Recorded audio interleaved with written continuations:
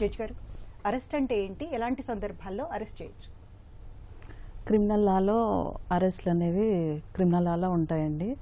ఇప్పుడు నేరాలు రెండు రకాలుగా చెప్పుకోవచ్చు. మనం బిఎన్ఎస్ఎస్లో కానీ మనం క్రిమినల్ ప్రొసీజర్లో కానీ మనం నేరాలని రెండు రకాలుగా చెప్పుకోవచ్చు.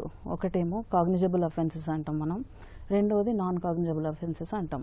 ఇప్పుడు కాగ్నిజబుల్ అఫెన్సెస్లో పోలీస్ అధికారులకే అధికారం ఉంటుంది. వితౌట్ వారెంట్ అరెస్ట్ చేయడానికి ఎవరైనా నేరం చేయబడ్డాడు, ఈ వ్యక్తి కానీ ఈ వ్యక్తులు కానీ ఈ నేరం చేయబడ్డారు అని ఏదైనా ఆరోపణ వచ్చినా, అంటే ఒక కంప్లైంట్ వచ్చినా, లేదంటే ఒక క్రెడిబుల్ ఇన్ఫర్మేషన్ వచ్చినా, లేదంటే ఒక రీజనబుల్ సస్పిషన్ ఏమన్నా ఉన్నా వాళ్ళ మీద, వాళ్ళని అరెస్ట్ చేయడానికి వితౌట్ వారెంట్ అంటే కోర్ట్స్ ఇస్తాయండి.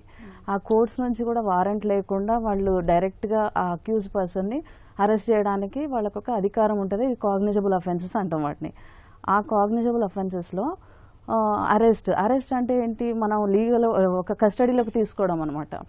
వాళ్ళని ఎవరినైతే అక్యూజ్డ్ పర్సన్ పోలీస్ కస్టడీలోకి తీసుకుంటామో దాన్ని అరెస్ట్ అంటారండి.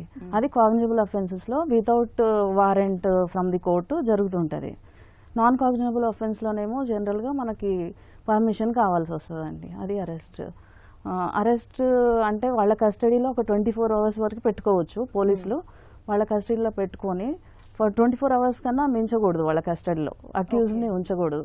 వాళ్ళని వెంటనే నియరెస్ట్ వాళ్ళ జ్యూరిడిక్షన్లో ఉన్న జ్యుడిషియల్ మ్యాజిస్ట్రేట్ ముందు ప్రొడ్యూస్ చేయాలి ఆ అక్యూజ్ని.